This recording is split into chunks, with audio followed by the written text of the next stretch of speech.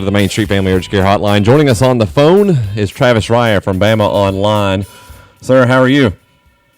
I am great. How are you today? Man, we are both doing pretty good. And good deal. Well, what's the latest? Of course, we've been talking about the Maurice Smith situation, but what's the latest that you've heard on him being released? Alabama has traded Maurice Smith to the University of Georgia for one of Herschel's Heismans and an UGA pup to be named later. That is awesome.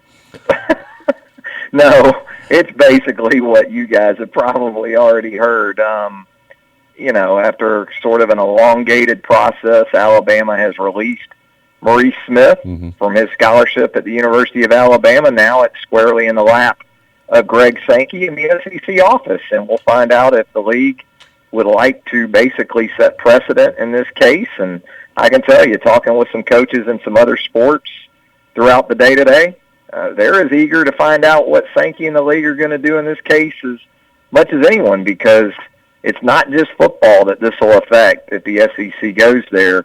It could pave the way for some pretty good traffic back and forth in just about every sport. That's my next question is, do you think Sankey would say no and just be like, look, rules are rules, you can't go to Georgia? I think the question is, does Maurice Smith fit the criteria of the rule? Is this actually a hardship type case, or is this more about a guy wanting to go play for a particular coach at a particular school?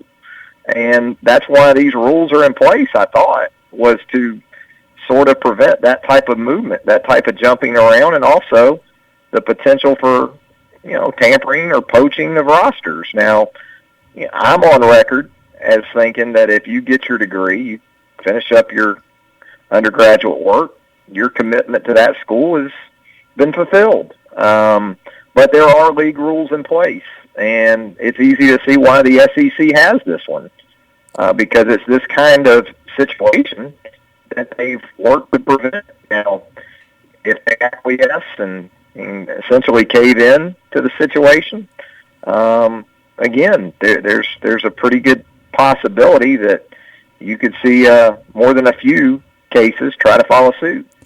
Travis, do you feel like this is a situation where Coach Saban and the university, they got to a certain point and said, you know what, forget it, we're going to release him, we're putting this in the SEC's hands, we're going to let them handle it and let them make this decision, and we're going to kind of wash our hands of this and let them do it? I think that's basically what happened. I think perhaps Saban and UA were maybe a little disappointed that the SEC didn't sort of chime in here. Saban took some pretty good rights and lefts there for a week or so more in the press, and I think from the Alabama perspective, they were kind of waiting to see if the SEC would check in here and basically just reaffirm that, not really even take a stance for Georgia or for Alabama, but just to sort of reaffirm that the rule is in place, and also maybe make it pretty public and clear what exactly the rule what constitutes the rule. And that never happened. So I do think that's what happened ultimately, and as far as Saban and UA go. They had taken enough punches for what they believe was something SEC related, and so exactly put it in the lap of Sankey and the SEC and sit back and watch like everybody else, and then depending on how the league and Sankey rules, you'll see Alabama adjust accordingly. And from a football standpoint, talking with some people around the football program at Alabama, they think it'll be an advantage to UA if the precedent is set and it becomes basically okay for grad transfers to move within the league. They think that they'll be able to cherry pick and only strengthen their roster with it. Travis Reier joining us from BamaOnLine on the Main Street Family Urgent Care Hotline. Travis, and you kind of touched on this a little bit, if the SEC does grant him this release and say, you know what, you can go anywhere in the SEC, I feel like it'll be very interesting to get the reasoning from the SEC, because like you said, it's not really a hardship type case, but it'll be interesting to see the reasoning that the SEC gives for granting this release. Yeah, it will. And I think, again, that's where you've got more than Alabama and Georgia eyeballing this situation. You don't just have administrators at other SEC schools eyeballing it. You've got student athletes in every sport paying attention now, because if it worked for Maurice Smith, why can't it work for me if I'm a student athlete? And so, it's kind of been considered an etiquette among SEC coaches in the different sports that if you get that phone call, even from a graduate transfer within the league, the response to that request or that contact is you're still going to have to sit out a year per SEC rules. And right now, Alabama feels like Georgia and Kirby Smart has essentially said, to heck with the rule. Right. We're going to do it our way and not really pay any pay heed to the SEC rule, and essentially we're not worried about any SEC rules. Going from the Maurice Smith situation, since he's no longer on the team, let's talk about people who are on the team. Quarterback battle. I know that I've personally mentioned, honestly, the position doesn't really matter that much for Alabama, because look what Saban has done the past couple of years with first-time guys at quarterback. Right now, who would you say is going to be the starter week one? Well, I would still go with the experienced guy today. Now, the problem with making that prediction today is that the next two Saturdays are going to be huge. Exactly. The scrimmage work this Saturday and a week from Saturday is really going to determine things or go a long way in it. And so Cooper Bateman, I would think today, would be the guy in a scrimmage that would be out there first with the first group.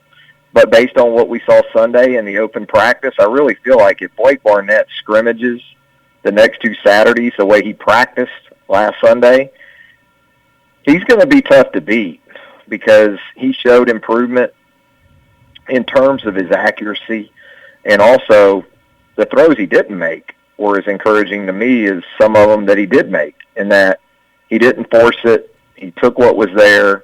He showed some maturity from that standpoint, and that was really the biggest knock on him coming out of spring practice, when he turned the ball over entirely too much in scrimmages. So he's got to shake that scrimmage bugaboo that sort of had him in its grasp back in the spring, and if he does that, I think he'll be tough to beat. That said, if there's a guy that I felt like right now will definitely at least play this fall, it would be Jalen Hurts. Yeah. Because I think regardless of who wins that job, if it's not him, there's going to be something in there for him. I think they're going to get him involved in some way as a true freshman.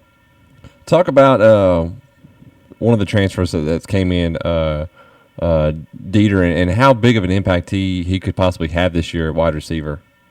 Yeah, he looks good. Garrett Dieter is a transfer from Bowling Green, a graduate transfer, speak of the devil. Mm-hmm. I know, of all things.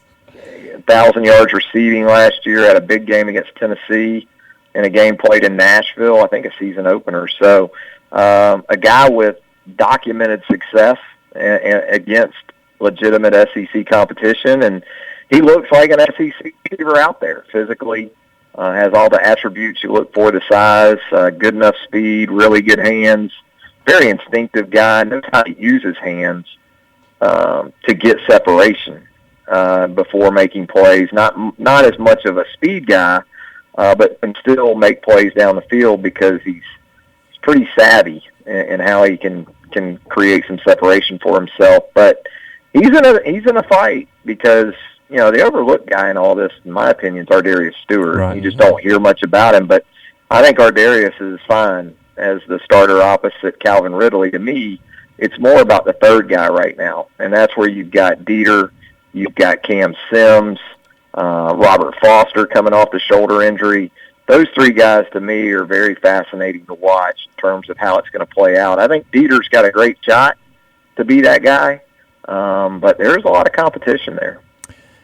Staying on the offensive side of the ball in the backfield, everyone talks about quarterback, and that's the most intriguing position for anyone to talk about, of course, in the offseason. But at the running back position, Alabama's kind of in a weird situation this year where they've got a couple of guys who really don't have a lot of experience, but yet it seems like there's a comfort level there with fans. But how concerned do you think that maybe the coaching staff is with Scarborough and Harris coming into the season with not very much experience?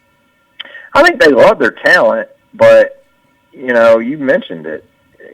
They're kind of viewed as a couple of old timers that have been around, and they've only been around a year. Right. When you talk about Scarborough and Harris, so it is a different dynamic this time in that you really can't keep the true freshman, B.J. Emmons or Joshua Jacobs in the race. The rotation could still turn out a number of different ways, and what we saw on Sunday from Emmons and Jacobs, I think both those guys can certainly play this year. I think Emmons may actually be making enough noise right now that you have to consider him as competition even with Harris and Scarborough. Right. I'm not saying he's going to win the job outright, but I think he's shown well enough early that he's at least in that mix, whereas Jacobs is probably still more, he's trying to maintain contact with Emmons as a fellow freshman. But, yeah, I think they feel good about all four of them. And, again, how it sort of plays out in pecking order, it's kind of like quarterback. They may have to work the running game more than they typically do in scrimmage work to sort of figure that out too. Well, all right, Travis, we appreciate you coming on with us and giving us the update on the Maurice Smith situation and then the rest of the team. We look forward to talking to you in the future, man. Hey, sounds good. Great job. Thanks, guys. Thank you. All right, there's Travis from BamaOnLine, as he's the senior analyst for them. So if you get a chance, head over to BamaOnline.com and great stuff. He's a good follow on Twitter as well. He's always got lots of great information about Alabama and a lot of recruiting as well he'll have on there too. All right, coming up next, David Parker